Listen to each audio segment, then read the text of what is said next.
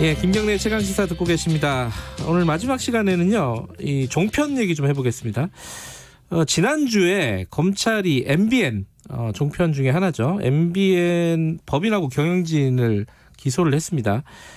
이게 종편에 출범할 때 여러 가지 문제가 있었던 것으로 확인이 됐어요. 그러니까 자본금을 조달을 하는데 거기에 편법이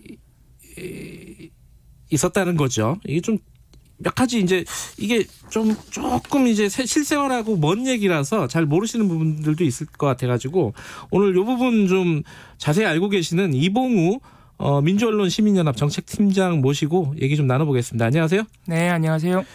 간단하게 좀 설명해 주세요. 이게 청취자분들 알아듣기 쉽게 어떤 죄인지 이게. 네. 지금 MBN 관련해서 여러 가지 보도가 나오고 기소가 됐다. 네. 경영진이 기소가 됐다. 이런 보도들 아마 보셨을 텐데요. 네. 간단하게 설명을 드리자면 2011년에 종합편성 채널이 출범할 당시에 그때 JTBC, 채널A, TV조선 같이 출범할 때 말하는 거죠. 그렇습니다. MBN까지, 매일경제 MBN까지. 예. 그때 당시에 이제 방송사를 만들려면 준비가 돼 있어야 되잖아요. 네. 그런 요건 중에 하나가 필수 요건 중에 하나가 자본금 3천억 원을 마련해라. 아하, 이거였습니다. 예. 근데 그게 다른 종편 방송사들도 쉽지가 않았어요. 그 투자금을 마련하는 게 외국 투자자들을 유치해야 되니까. 네. 그 과정에서 MBN이 돈이 모자르니까 한 600억 원에 이르는 돈을 대출을 받아가지고, 그러니까 매일경제가 대출을 받아서 그거를 매일경제 직원들 또는 관계사의 우호적인 분들, 관계사 직원들에게 준 다음에 그 돈으로 MBN 주식을 사게 한 겁니다. 차명이네요. 그렇습니다. 일종의. 그러니까 MBN의 주식을 매일경제가 사면서 마치 외부의 개인 투자자들이 자의적으로 독립적으로 주식 투자를 한 것처럼 일종의 위장을 한 것이죠. 여기서 궁금한 거는 그럼 매일경제가 직접 투자하면 되는 거지 왜 그런 식으로 복잡하게 했느냐? 이게 그렇습니다. 왜 매일경제는 못 하는 거예요? 이제 신문사가 방송사를 운영한다. 그러니까 겸영이라고 얘기를 하는데요. 신문사의 방송사 겸영 자체가 굉장히 지금도 논란이 되는 그런 이슈예요. 그때 당시에도 논란이 굉장히 컸고요. 그래서 신문사가 방송사까지 겸영하면은 이 언론 권력, 특정사에게 언론 권력이 너무 독점될 위험이 있으니 그렇게 하면 안 된다. 지금도 신문사가 겸영하는 것 자체는 법적으로는 안 되게 돼 있습니다. 법으로 금지돼 있군요. 이게. 그런데 종편 출범 당시에도 그런 문제점이 있으니까 하기는 하되 신문사가 그 종합편성 채널 방송사의 지분을 최대 30%까지만 가질 수 있다. 일종의 지분 제한 규정을 둔 것이죠. 그거를 지키려다 보니까 매일경제가 만약 그런 규정이 없으면은 그 외부 투자금 마련하는 거 자기네가 대출 많이 받아서 하면 되잖아요. 근데 그거에 이제 그 규정을 지키려다 보니까 이렇게 무리하게 직원들에게 외부 투자자인 것처럼 돈을 줘서 해야 되는 상황이 발생을 했었던 것이죠. 편법으로. 그러니까 그게 이제 뒤늦게 발각이 돼서 검찰이 수사를 해서 기소를 했다. 맞습니다. 몇 가지 궁금증이 떠오릅니다. 자, 이게 기소가 돼서 유죄가 되면 그럼 MBN 없어지는 건가? 그게 이제 많은 분들이 궁금해하시고 MBN에서 일하고 계신 분들도 그게 이제 초미의 관심사가 될 수밖에 없는데. 그렇죠. 일단 그 재승인 여부, 그러니까 방송사가 운영을 계속 할 수 있느냐 없느냐 여부를 결정하는 직접적인 감독기구는 방송통신위원회입니다. 방송통신위원회가 2011년 출범 이후에 3년마다 재승인 심사라는 걸 하고 있습니다. 이 재승인 심사의 지분 구조, 재정 구조 이런 부분들도 당연히 평가 항목에 들어갑니다. 그렇기 때문에 방송통신위원회가 이 불법으로 이미 완전히 확인된 부분들에 대해서는 엄중한 조치를 취할 수 있죠.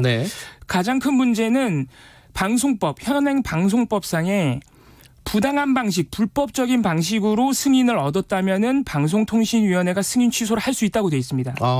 지금 그런데 이미 검찰에서 분식회계, 그러니까 아까 말씀드린 그런 부분들을 은폐해야 되니까 회계장부 기록을 안 했어요. 그게 지금 사실로 나왔다고 기소를 한 것이거든요. 그러니까 부당한 방식으로 출범해버린 것이잖아요. 그거 하나로 일단 승인 취소 사유가 되고, 두 번째는 아까 말씀드린 신문사가 방송사의 지분 30% 이상을 가지면 안 된다. 이것도 결과적으로는 이게 매일경제 돈인 게 확인이 됐으니까 그것도 위반한 게 됩니다. 이것도 승인 취소 사유입니다. 그래서 승인 취소 가능성이 굉장히 높지 않느냐. 굉장히 이례적인 이번 사례가 이례적이다. 이런 판단이 있는데 사실 승인 제도를 갖춘 우리나라를 포함해서 전 세계 나라들 중에서 방송사를 실제로 승인 취소한 사유는 거의 없습니다.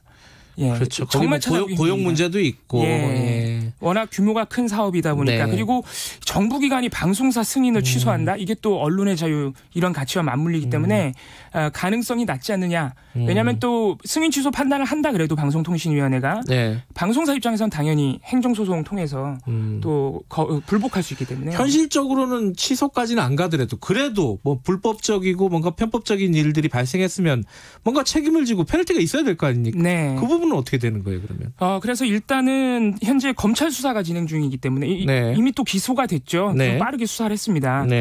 이런 부분들에 대해서 일단 경영진들이 재판을 통해서 유죄가 확정이 되면 처벌을 받겠죠.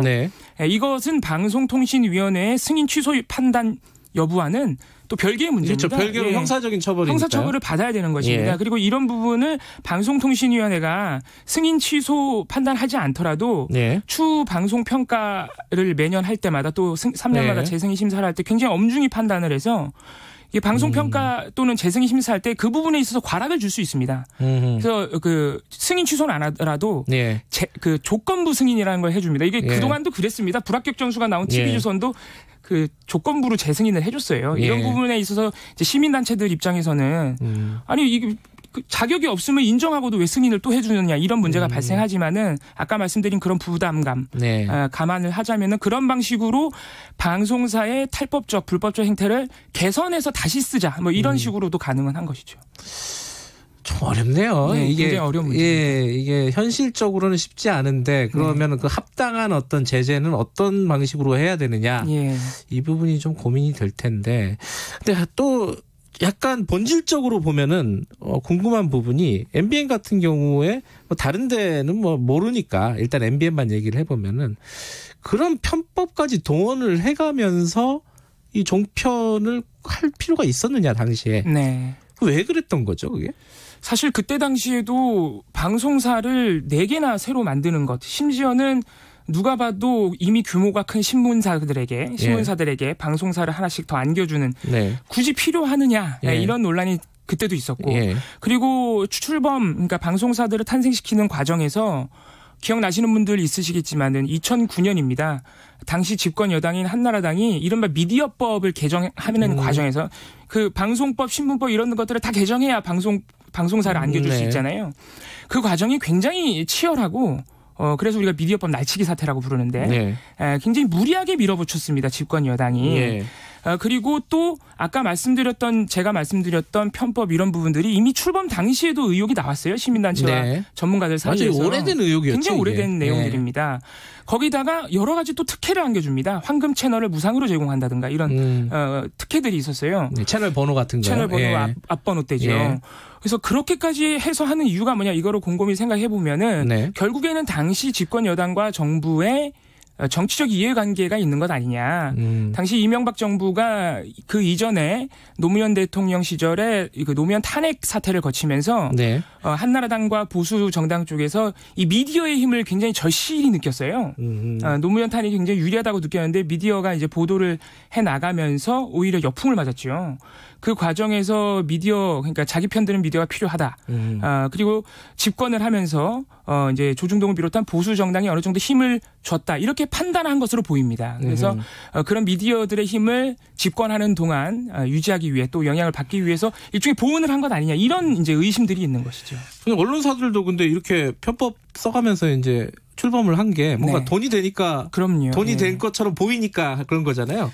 종합편성 채널이라는 게 사실상 지금 그 이전부터 존재하던 KBS, MBC, SBS 지상파와 똑같습니다. 뉴스, 정기적인 뉴스를 포함해서 교양, 예능, 드라마, 뭐 다큐 모든 방송을 다 할 수 있는 말 그대로 종합편성 채널이거든요. 그러니까 당연히 신문사 입장에서 훨씬 더 큰 시장에 진출을 하고 광고 수입 규모가 엄청나게 커지겠지요. 실제로 방송 그 종편을 통해서 방송이 걷어들인 광고 수입이 상당합니다. 당연히 수익 구조 이런 부분에서도 욕심이 났을 겁니다. 그 당시에 출범할 때 몇 년 안에 하나 망한다. 맞습니다. 이렇게 얘기했었는데 아무도 안 망했어요. 실제로 자본 잠식이 된 기간이 굉장히 길긴 했는데 2017년을 기점으로 이제 종합 편성 채널들도 예능과 드라마 일부에서 성공을 거두면서 어느 정도 자리 잡은 것으로 보입니다. 어찌됐든 뭔가 문제가 있으면은 형사처벌 말고라도 행정적인 어떤 과태료 처분 등도 할 수 있습니다. 뭔가 대책이 마련돼야 될 것 같습니다. 오늘 여기까지 듣겠습니다. 고맙습니다. 예, 감사합니다. 이봉우 민원연 정책팀장이었습니다. 김경래 최강시사 오늘 여기까지 하겠습니다. 내일 돌아옵니다. 최근 아프리카 돼지열병이 경기 북부를 중심으로 확산되고 있습니다. 아프리카 돼지열병은 돼지와 멧돼지에 감염 시 발열이나 전신의 병